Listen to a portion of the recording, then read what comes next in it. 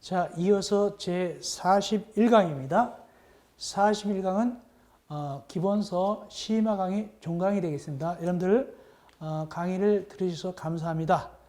반복적으로 강의를 공부하시고 또 나중에 1차 학기 가면 7월 달에 또 문제풀이 하면서도 강의가 연결되겠습니다. 그렇게 하시면 되겠습니다.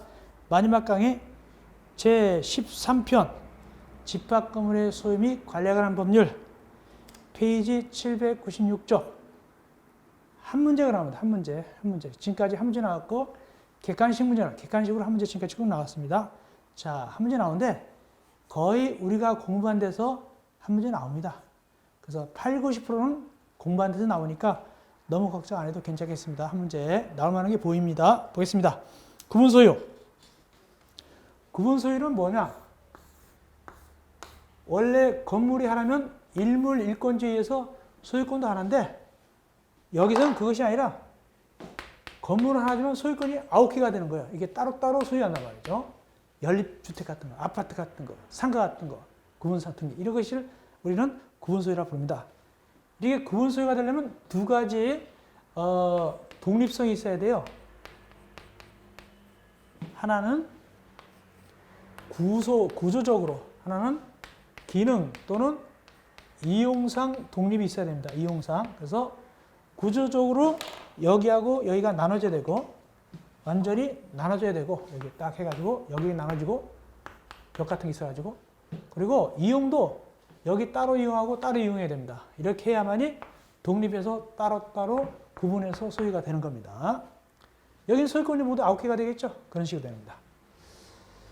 그런데 예외적으로 점포, 구분 점포, 즉 일정한 상가는 이 구조적으로 안 나눠줘도 이게 없어도 따로따로 소유권을 줍니다. 어떤 것이냐면 이런 거예요.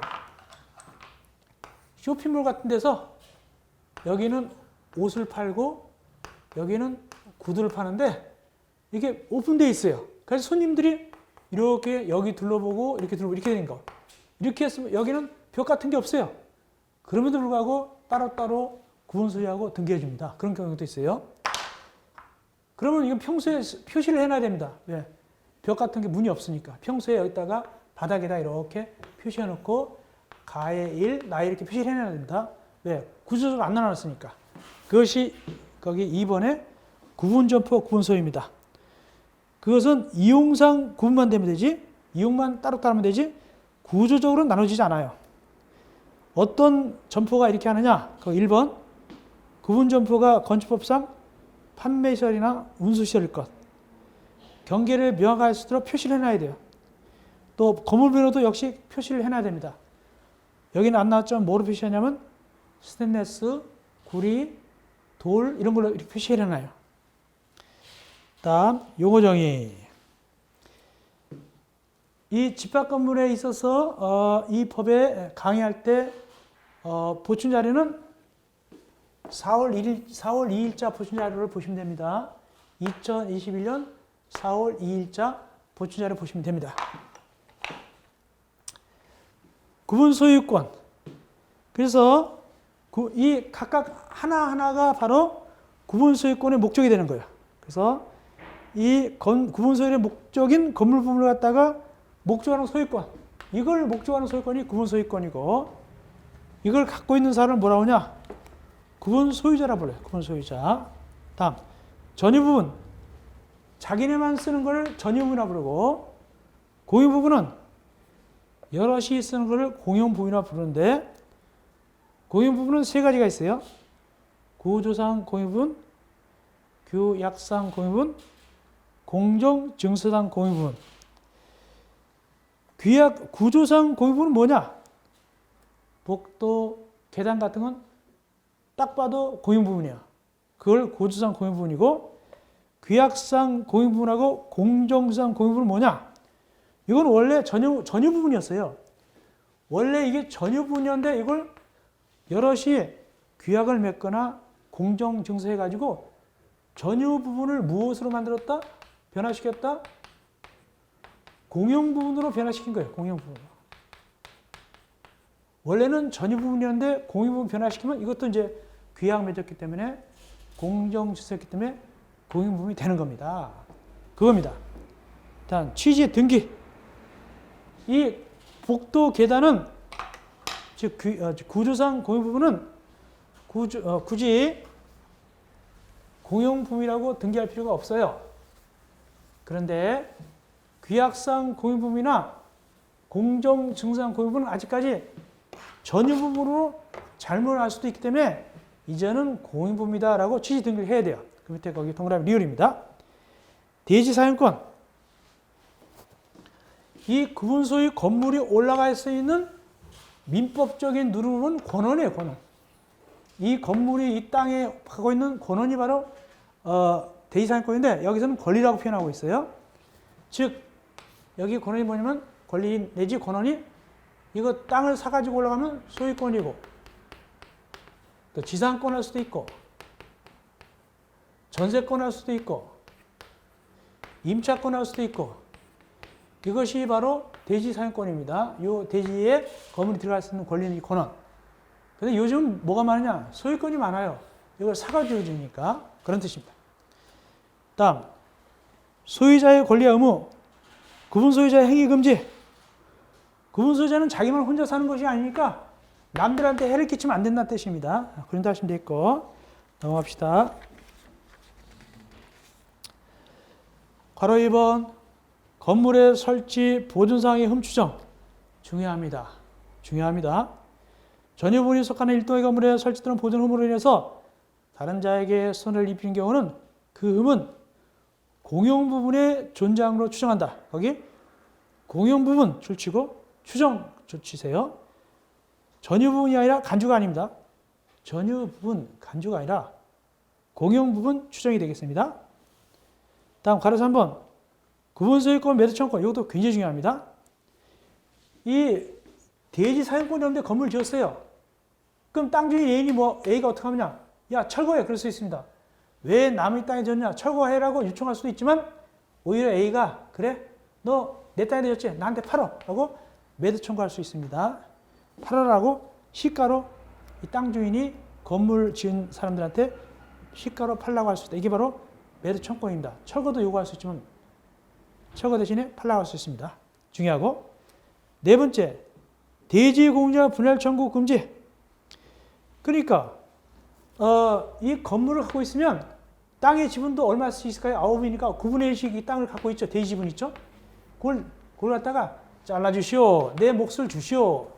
여기 9분의 1을 잘라주시오. 여기다 배 주시면 게 이러면 안 돼요. 지분만 있지 잘라달라고 할 수 없다. 분할은 못해요. 분할 청구 못합니다. 건너시고 담보 책임. 구분 건축을 분양한 자는 건축에서 분양한 자는 담보 책임을 집니다. 또 거기 시공자 담보 책임집니다. 얼마 기간을 지느냐? 담보 책임 기간 넘어가 보니까 옆에 주요 구조부는 10년, 나머지는 5년 범위에서 기간을 정하면 되겠고, 그 다음 언제부터 계산하냐? 계산할 때, 시간 계산, 기간 계산할 때 전유 부분은 구분 소유자한테 넘겨준 날부터 계산하고, 공용 부분은 주택법에 의해졌으면 사용 건설부터 계산하면 되고, 건축법에 의해졌으면 사용 승인부터 계산하면 됩니다. 그리고 권리 행사 기간, 건물이 멸시되거나 훼손되면 이제 권리 행사하는데 몇 년 내 이 하자 담보 책임 권리 행사해야 되냐? 1년. 1년 이내에 권리 행사합니다. 다음 넘어가서 공용 부분. 한 문제 나온다고 그랬어요. 자, 공용 부분 봅시다. 전원 공용 부분 전체가 공유할 수도 있고 일부 공용 부분, 일부 구분 소유자만 공유하는 것도 있습니다.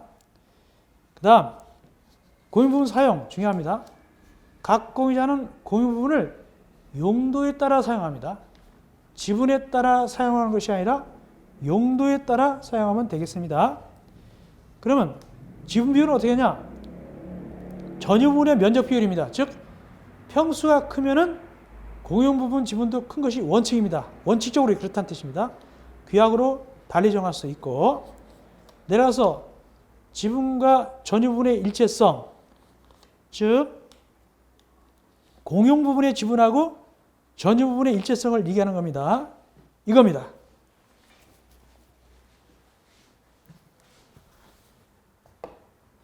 요거 203호를 갖다가 A가 B한테 팔았다. 그러면 일단은 뭐가 팔립니까? 전유 부분이 팔립니다. 근데 여기에 대해서 여기에 해당되는 공용 부분 지분도 같이 팔립니다. 공용 부분 지분도 같이 팔립니다. 따라다니니까 일체성입니다. 이건 절대적입니다. 분리가 되면 안 됩니다. 그러니까 203호가 B한테 넘어오면 복도 지분, 뭐 무슨 지분 다 넘어갑니다. 복도는 다른 데 팔아먹고 그러면 안 되죠. 함께 움직인다. 이걸 일체성 그럽니다. 그래서 밑에 그렇기 때문에 분리해서 전유 부분하고 공용 부분을 갖다 지분을 분리해서 팔아먹을 수는 없다. 당연하죠. 그 다음에 올라가서 공용 부분에 관한 물건의 득실 변경은 물건 등기 필요 없다. 그러니까 복도 같은 거 굳이 뭐 복도 지분이 여기 A가 팔면 복도 지분 넘어가겠죠. 이걸 등기합니까? 안 해요. 공용 부분은 등기하지 않고 이 전유 부분만 등기하죠. 203호 요거만 등기하죠. 다음 공용 부분의 변경 관리 중요합니다. 개정됐으니까. 거기 공용 부분 변경이 전에는 4분의 3이었어요. 이번에 3분의 2로 변경됐습니다. 이번에 3분의 2로 변경됐습니다. 아주 중요합니다. 3분의 2 이상 및 의결권 3분의 2 이상으로서 공용 부분을 변경합니다. 꼭 외우셔야 돼요. 시험 문제 많이 나왔습니다. 3분의 2. 다만 그 박스 안에 통상으로도 결의할 수 있어요. 통상 집회 결의, 과반수. 통상 집회 결의로도 할 수 있다. 박스는 별거 아니니까 안에 두 가지는 과반수로도 할 수 있고 원칙은 3분의 2 꼭 외우시기 바랍니다. 그런데 2번 권리 변동 있는 공유 부분의 변경. 소유권, 대지상권의 범위나 내용의 변동이 일어난다. 아주 중요한 공유 부분 변경입니다. 중요한 공유 부분의 변경은 그건 3분의 2 갖고 안 돼요. 얼마다? 5분의 4. 중요한 공유 부분의 변경은 3분의 2가 아니라 거기 예조로 5분의 4다. 이것까지 하시면 좋겠습니다. 자, 넘어갑시다. 중요합니다. 그 다음에 관리. 공용 부분의 관리는 802쪽 위에 통상 결의로 관리합니다. 통상 결의 얼마냐면 과반수 찬성이죠. 과반수. 다만 보존회의는 각 공유자가 할 수 있다. 민법, 물권법에서 보존회의 공유할 때 공유자가 각자 할 수 있죠. 이거 똑같아요. 시험지 많이 나왔습니다. 보존회의는 결의할 필요 없이 각 공유자가 할 수 있다. 거기다 하시면 됐고. 다음 구분 소유자 수납받은 점유자입니다. 누구 대신에? 소유자 대신에 의결권을 행사할 수 있다. 주인 대신에 행사할 수 있어요. 여기 점자는 뭐냐? 이 법에서 점자는 누굴 얘기하냐면 이 법에서 점자는 임차권자 같은 걸 얘기해요. 임차권자. 전세권자. 자를 얘기합니다. 주인은 아니에요. 원래 주인도 점유권이 있지만 여기서는 점유자는 특별히 세든 사람을 얘기해요. 그래서 세든 사람이 주인 대신에 행사할 수 있다. 그 뜻입니다. 그런 얘기입니다. 다음 공유 부분의 부담 수익. 달리 정한 바가 없으면 지분의 비율에 따라서 이익도 보고 손해도 본다. 지분이 크면은 이익도 클 것이고 손해도 클 것이고 작으면 이익도 작고 손해도 작다. 공유 부분 할 때 공유 부분 그런 얘기입니다. 부담 수익은 지분에 따라 이익을 달리하죠. 다음 수선 적립금. 요번에 새로 생겼습니다. 수선 적립금은 뭐하고 비슷하냐? 공동택에서 장기선 충당금 그리고 임대택에서 특별선 충당금 그것이 여기서 뭐라고 한다? 수선 적립금이라고 그래요. 수선 적립금. 그래서 수선 적립금을 갖다가 거기 걷기위해서 계획을 세웁니다. 이 부속시설 교체 보수하는 계획, 수선계획. 이 수선계획은 뭐하고 비슷하냐? 장기선 계획과 비슷한 거예요. 이걸 여기서 수립합니다. 누가? 관리단이. 관리단 결의해 가지고 수송계획을 수립하고 이 수송계획에 의해서 고쳐지니까 돈이 필요하죠. 그 돈이 뭐냐면 수선 적립금입니다. 그 돈이 뭐냐면 수선 적립금을 징수하는 겁니다. 누가? 관리단이 관리단 집회 결의에 따라서 수선 적립금을 징수하게 됩니다. 누구한테 징수하느냐? 3번. 마치 공동대관리법에서 관리처가 소유자한테 걷듯이 여기도 역시 관리단이 그분 소유자한테 돈을 걷습니다. 즉 세든 사람 점유자는 안 냅니다. 돈 안 냅니다. 소유자한테 걷습니다. 네 번째, 이 수선 적립금을 어디다 써야 되냐? 당연히 이 수선 계획에 따라서 공사할 때 이런 데 써야 되죠. 다른 데 놀러 갈 때 쓰면 안 됩니다. 나머지는 대통령령으로 정하는데 이 대통령령을 소개합니다. 보충자료 2021년 4월 1일자입니다. 4월 1일자 보충자료 보면은 거기 페이지 802쪽 밑에 5번 밑에 다음 내용을 추가하시오 해놨어요. 뭐하라고? 참고해가지고 보충학습해가지고 해놨습니다. 1번 관리단은 수선 적립금을 징수할 때는 관리비하고 구분해서 징수해야 된다. 따로따로 징수합니다. 그리고 수선 적립금은 규약이나 관리단 집행기록 달리 점화가 없으면 구분 소유자 지분 비율에 따라서 산출하여 징수하고 관리단이 존속하는 동안 매달 적립한다. 이때 미분양이 있다. 미분양은 분양자가 부담한다. 그 다음에 수선 적립금은 어디다 예금해 놓느냐? 달리 점화가 없으면 은행이나 우체국에다가 계좌 개설해서 예치한다. 다음 네 번째, 이 구분 소유자는 만약에 수선 적립금을 점주자가 대신 냈다. 세든 사람이 대신 내면 그 점주자한테 지급해야 된다. 반환해야 되겠죠. 그런 내용이 그대로 요거 새로 들어갔습니다. 이게 보충자료에 들어있습니다. 4월 2일자 보충자료, 4월 2일자 보충자료입니다. 자, 그거까지 공부하시면 되겠고, 그 다음에 다시 내려가서 교재. 공용 부분에 발생한 채권의 효력. 공유자가 공유 부분에서 다른 공유자에 대해 가진 채권은 그 특별 승계에 대해 행사할 수 있다. 이게 무슨 소리냐면 이겁니다. 원래 A가 공유 부분에서 100만 원을 부담해야 돼요. 근데 B한테 팔아먹었어요. 그러면 나머지 소유자들이 B한테 100만 원 받을 수 있어요. 특별 승계한테 돈 받아낼 수 있어요. B한테 가서 야, 얘네 전 주인이 공유 부분 돈 안 냈거든? 돈 내라고 B한테 얘기할 수 있어요. 그것이 밑에 6번입니다. 그 다음 803 옆에 대지 사용의 전유부분과 일체성, 즉 대지 사용권과 전유부분은 일체성이 있습니다. 이게 이제 뭐라고 그랬죠? 이게 대지 사용권이죠? 그래서 전유 부분하고 이 부분 대지 사용권, 전유 부분하고 대지 사용권은 일체성이다. 같이 팔린다. 그렇죠? 만약에 요게 이렇게 팔리면 요거하고 대지분도 같이 팔리죠? 요거 팔아면 요것도 같이 팔릴 거 아닙니까? 그런데 이건 상대적이에요. 반드시 그렇지는 않아요. 이걸 대지 사용권을 따로 팔아먹을 수 있어요. 요 건물은 건물 따로 팔고 요거 따로 팔을 수도 있습니다. 규약 맺으면. 원래는 같이 움직이지만 요거는 예외적으로 따로 팔아먹을 수도 있다. 이게 주의해야 됩니다. 거기 봅시다. 그래서 구분 소유자인 대지 사용권은 전유분의 처분에 따르게 되고 그러므로 따로 분리해서 처분할 수 없다.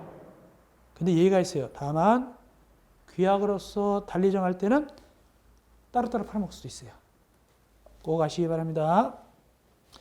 그리고 분리처분의 금지, 따로 못 팔아먹는다라고 등기를 하지 않으면 제3자한테 대응하지 못합니다. 선의 제3자한테 대응할 수 없습니다. 그 다음 전유 부분에 따른 대지사용권의 비율. 당연히 전유 부분의 비율에 따라서 대지사용권의 지분도 비율도 결정되는 것이죠. 그런 정도 하시면 됩니다. 넘어갑시다.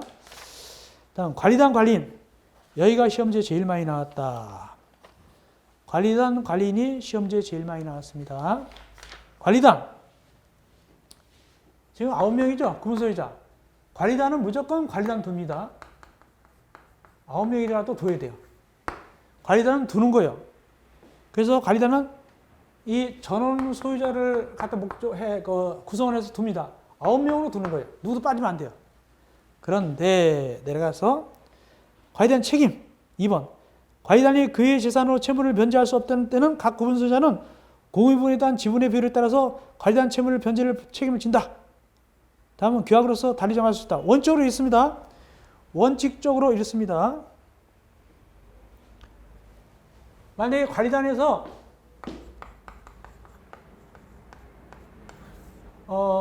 빚이 900만 원이 있어요. 관리단에서 빚이 900만 원인데 채무가 있는데 예산이 하나도 없어요. 그러면 각 개인들이 내야 돼요. 얼마씩 내야 되죠? 100만 원씩 내야 돼요. 각 개인들이 부담한다는 뜻입니다. 개인들이 구분 소유자가 책임지고 비율에 따라서 부담합니다. 100만 원씩 부담해야 되겠죠? 여기서 그런 뜻입니다. 그리고 2번 구분 소유자 특별신 개인은 과이단 채무에 대해 책임이 있다. 뭐냐면 여기 만약에 여기 이제 A도 얼마 부담해야 되죠? 여기 저기 A도 여기도 100만 원 부담해야 되죠?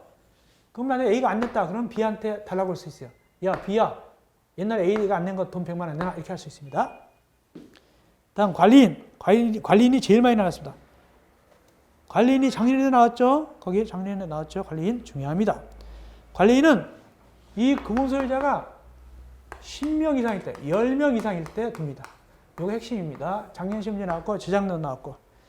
10인 이상일 때, 이거 꼭 외우세요. 10인 이상일 때 선임한다. 그리고 관리인은 구분 소유자일 필요가 없다. 똑똑한 사람 제3자도 괜찮다. 그리고 임기는 2년 범위 정한다. 아주 중요합니다. 구분 소유자일 필요가 없는 거예요. 그리고 관리인은 어디서 뽑느냐? 관리단 집회에서 뽑거나 해임합니다. 관리단 집회에서 선임하거나 해임한다. 그리고 관리위원회가 있으면 관리위원회에서 선임하거나 해임하면 되고, 그런데 해임할 때 또 하나 있어요. 원래 관리단 집회에서 해임할 수도 있지만 특별히 4번 관리인에게 부정한 행위가 있거나 아주 능력이 없다. 그럴 때는 각 구분 소유자가 법원에다가 이 사람 좀 해임해 주시라고 청구할 수 있어요. 그렇게도 해임할 수 있다. 그 다음 올라가서 5번 전유 부분이 50개 이상 건물이다. 호수가 호실이 50개입니다. 50개. 50개 이상 건물은 그 관리인이 선임된 자는 좀 크죠. 50개 호수를 다루는 관리인은 누구한테 신고하느냐? 거기 소관청한테 신고합니다. 누구다? 특별자치시장, 특별자치도의사, 시장, 군수자치구장. 소위 소관청 신고하는데 며칠 내에 신고하느냐? 이게 들어갔어요. 이번에 4월 2일자 보충 자료 보니까 페이지 805쪽 5 밑에 다음같이 6을 추가한다. 6 추가합니다. 며칠 내에 신고가 돼 있냐면 거기 30일 내에 서류를 제출합니다. 누구한테? 소관청. 30일 내에 신고합니다. 30일 내에 서류 제출한다 하시면 되겠습니다. 다음 다시 임시관리인 선임 등 관리인이 없다. 그때는 임시관리인 선임할 수도 있어요. 관리인이 없으니까.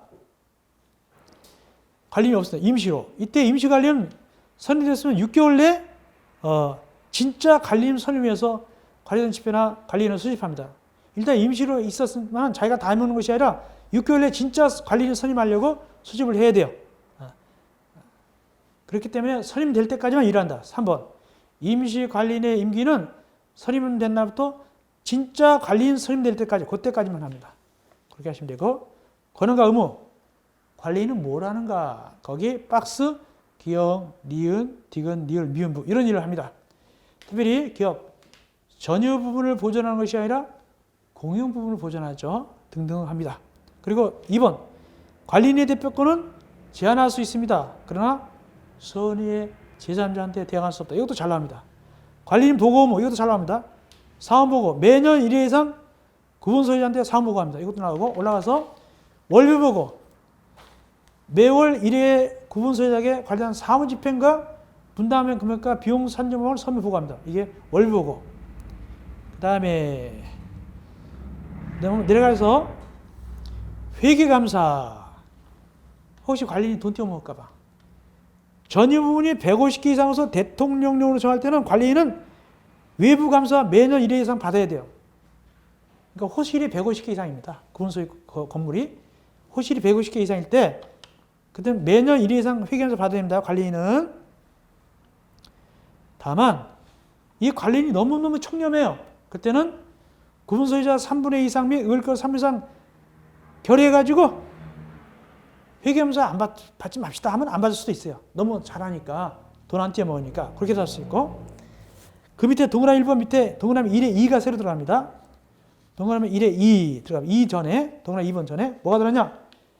보충자료 4월 2일자 보니까 1에 2를 추가한다 해놓고 위 본문에 따라서 관리인은 회계연도 종료 후 3개월 이내 해당 회계연도 회계감사를 실시할 감사인을 선임해야 한다. 회계감사 받을 때 받는다면 회계연도 종료한다면 3개월 내 회계감사를 실시할 감사인을 선임해야 되고 이때 관리위원회가 있을 때는 관리인의 의결을 거쳐서 감사인 선임하면 됩니다. 이게 감사인 선임 절차를 넣어놨다. 예, 그 다음에 밑에 동그라미 3번 150개가 안 돼요.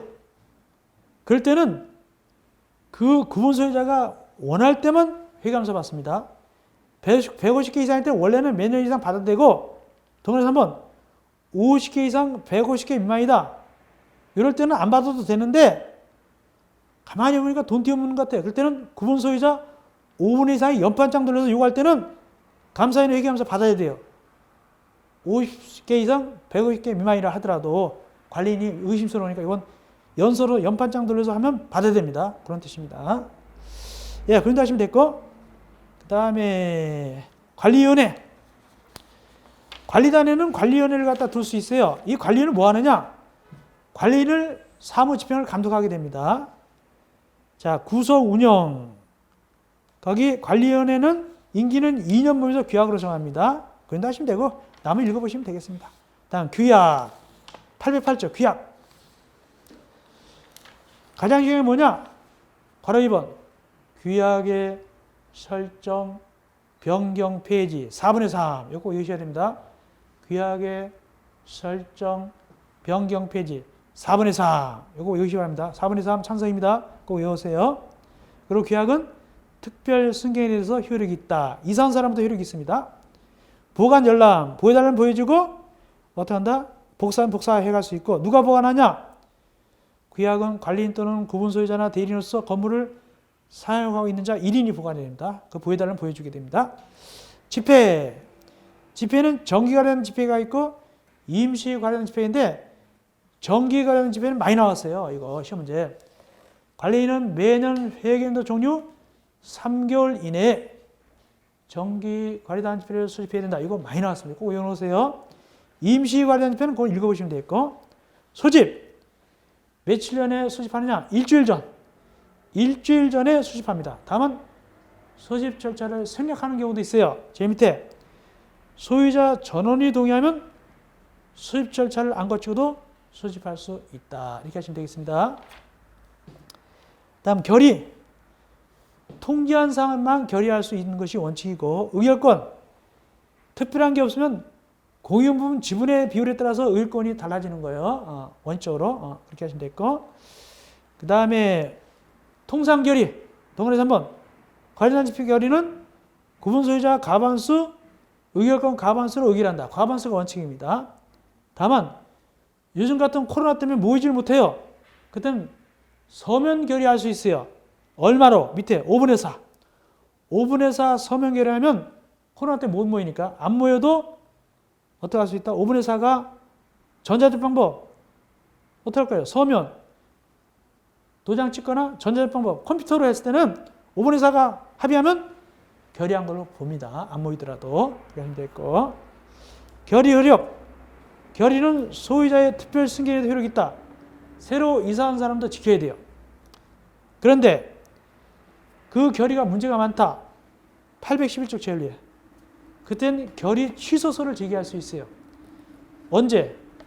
안 날부터 6개월, 결의한 날부터 1년 내 결의 취소서를 제기할 수 있다. 이거 꼭 아셔야 됩니다. 꼭 아셔야 됩니다. 이어서 재건축. 자, 재건축은 말이죠. 이거 고치다 보니까 돈이 더 들어가요. 차라리 새로 짓는 게 낫겠어. 이럴 때 재건축합니다. 고치니 차라리 새로 짓겠다. 중고차 맨날 고치니 새로 차 빼는 거나 마찬가지예요. 이게 재건축인데 뭐가 잘 나오냐? 동그라 2번. 재건축 결의 여건 5분의 4 이상 결의. 5분의 4 이상 결의. 요거 5분의 4. 요거 꼭 외우셔야 됩니다. 결의하려면 5분의 4 찬성해야 돼요. 중요하고 매도 청구. 5분의 4에 안 낀 친구들. 나는 안 할래 그런 친구 있어요. 그러면 재건축 결의가 있으면 집회를 수집한 자는 찬성하지 아니한 자에 대해서 야, 너 어떡할 거야? 다시 한번 기회 줄게 하고 서면으로 촉구합니다. 서면으로 회답할 걸 촉구합니다. 얼마 기간 주냐? 2개월. 2달 시간 주면서 다시 한번 생각해봐 하고 촉구합니다. 2개월 시간 주는데 근데 2개월 내에 아무 소리도 안 했어요. 그러면 밑에 거부한 걸로 봅니다. 참가하지 않겠다는 뜻을 해답한 겁니다. 거부한 걸로 봅니다. 2개월 내에 해답했는데 찬성은 괜찮아, 찬성한다고 되는데 아무 소리도 안 한 경우도 있죠. 그때는 거부한 걸로 봅니다. 그럼 다시 어떻게 하냐? 2개월 전에 거부하면 다시 또 2개월 내 올라가서 2개월이 지나면 2개월 내 다시 어떻게 하냐면 2개월 내 매도 청구 들어갑니다. 너 팔어 합니다. 너 거부했지? 우리한테 팔어 이렇게 합니다. 2개월 내 매도 청구하는데 시가로 팔어 이렇게 합니다. 시가로 팔거라 이렇게 합니다. 시가로 팔거라 이렇게 했습니다. 시가로 매도 청구할 수 있습니다. 그 거부한 사람한테. 그리고 재건축 결의가 있은 다음에 구분수자로부터 대지 사용권만 취득한 자도 마찬가지다. 아까 이 대지 사용권만 따로 팔아먹을 수 있다고 그랬죠? 땅만 따로 산 사람이 B가 있다. 이 친구는 어떻게 한다? 이 땅 팔아야 돼요. 얘한테도 팔아 그럴 수 있어요. 땅만 산 사람 팔아 할 수 있습니다. 그 다음에 네, 그 정도 하시면 되겠습니다. 네. 그 다음에 멸실 청구 이건 생략하겠습니다. 생략하고 멸실법권은 생략하고요. 네. 그 다음에 마지막으로 집합건물 분쟁 조정위원회 7장 이미 한 문제는 나왔다 봐요. 자세히 했죠. 이제 한 문제 나오는 거니까. 다음에 요건 그래도 해보겠습니다. 집합건물 분쟁 조정위원회는 이 집합건물에 살다 보니까 서로 분쟁이 많이 나잖아요. 이걸 조정해 줍니다. 어디다 두느냐? 요건 시도에 둡니다. 시도. 국토교통부도 아니고 시군구도 아니고 시도에 둔다. 시도에 둡니다. 하는 일이 뭔데? 밑에 1번부터 8번까지 이걸 조정합니다. 요 내용을 분쟁을 조정한다. 거기에 하자 담보 책임, 하자에 간 분쟁, 관리인 선임 해임 등 분쟁 등등 하게 되는데 다만 주의할 게 있어요. 다만 1번 끝에 공동대 관리법상의 담보 책임 하자 보석은 제외한다. 아니 왜 제외할까? 이거는 공동대 관리법에서 하자 분쟁 조정위원회에서 하기 때문에 여기서는 안 해요. 그래서 제외하는 겁니다. 알고 있죠? 우리 공동대 관리법 국토교통부들은 두는 하자 분쟁 조정 이걸 다루니까 여기서는 안 합니다. 구성 위원장, 부위원장 포함해서 10명 이내 구성이고 10명 이내고 나머지 읽어보시면 되는데 뭐가 중요하냐면 며칠 내에 조정을 끝내느냐 816쪽 제일 밑에 816쪽 제일 밑에 조정 절차를 지시 없이 개시하는데 신청받으면 816쪽 제일 밑에 816쪽 60일 내에 절차를 마쳐야 한다. 60일 내에 절차를 마쳐야 되겠습니다. 연장할 수도 있어요. 올라가서 조정위원회는 제때 못 마치면 거기 30일 범위에서 한 차례 연장할 수 있어요. 제일 위에 817쪽. 그 다음에 동그라미 5번. 동그라미 4번. 조정안 작성했으면 양쪽에다 제시해요. 그러면 양쪽에서 5번은 제시받으면 며칠 내에 예스냐 노냐를 통보하냐? 양쪽에서 14일. 14일 내에 수락합니다. 안 합니다를 통보하게 됩니다. 근데 14일 내에 아무 소리도 안 했다. 그때는 수락한 걸로 봅니다. 오케이 한 걸로 봅니다. 예, 그 정도 하시면 됐고요. 거기 조정의 효력 4번. 조정의 효력입니다. 동그라미 2번. 당사자 간의 조정서와 같은 내용의 합의가 된 걸로 봅니다. 재판상 화해가 아니라 합의가 된 걸로 본다. 그리고 조정위원회는 필요할 때는 하자 감정, 진단 같은 걸 갖다가 전문기관에 요청할 수도 있습니다. 거기 연락하시면 됩니다. 예, 여기까지. 자, 한 문제 나오는 걸 우리 자세하게 했습니다. 보통 우리가 한 대에서 나온다 보면 됩니다. 특별히 요번에 새로 도입된 게 뭐냐면 수선 적립금, 즉 장기선 충당은 특별수선 충당금처럼 여기도 이제 뭐가 도입됐다? 집합 건물도 수선 적립금이 적립됐어요. 누가 낸다? 군 소유자가 내야 되죠. 점유자, 즉 세는 사람이 냈을 땐 돌려줘야 됩니다. 여기 새로 들어갔어요. 자, 이렇게 하시면 되겠고, 예, 이렇게 해서 우리가 기본서 심화 강의를 우리 원래는 36강 예정인데 5강 더 보강해서 41강으로 모두 마쳤습니다. 여러분들 고생들 되게 많으셨습니다.